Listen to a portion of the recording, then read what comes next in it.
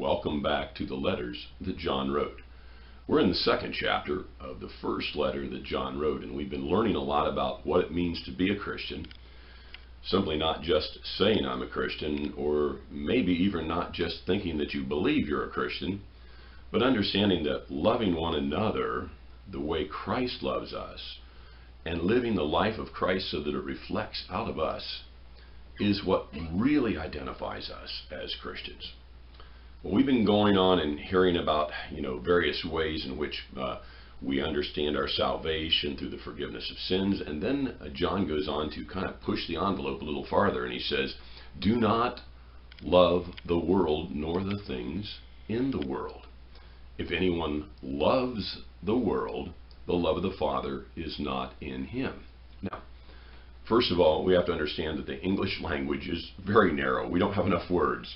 So we have to kind of go back into the original texts and say, okay, what is it really saying in the sense of a value system? And when it says do not love the things of the world, it's saying don't love the things of the world more than God. In other words, there's a prioritization. We really don't need the things of the world, so we really shouldn't be in love with them. Obviously, there are things we do have necessities, in shelter and water and food and clothing. And God says He'll provide those for us. It's amazing to watch how many people fall in love with those things to the place where it gets between them and God. And they forget that God will supply their needs. He doesn't say He'll give you your wants. He says He'll supply your needs. And that's where we have to be content to understand that. And so when we begin to love the things of the world more than we love God, we fall into a big pit.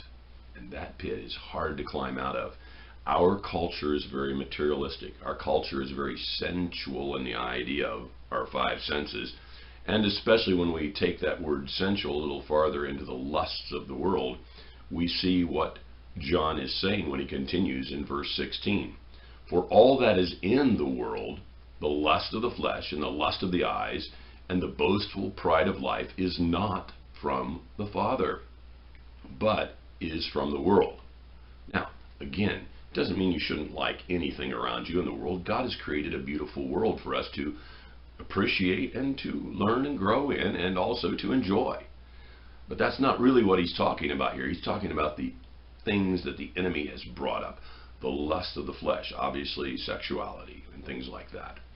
The lust of the eyes, in other words, coveting, wanting to have that, wanting to, be one step ahead of everybody else, wanting to have the best and the finest. And there's a lot of people in America that do that almost without any thought.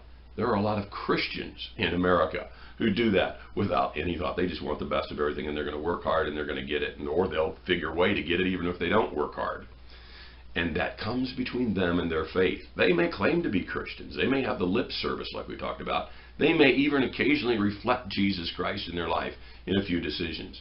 But they've allowed the things of the world to come in between them. And especially when it comes to the spiritual sins, the lust of the flesh, the lust of the eyes, these type of things, when they come between us and God, we have serious problems. And he says that's when you can know the love of the Father can't be seen in you. It's not in you. It's not something that can be reflected in you.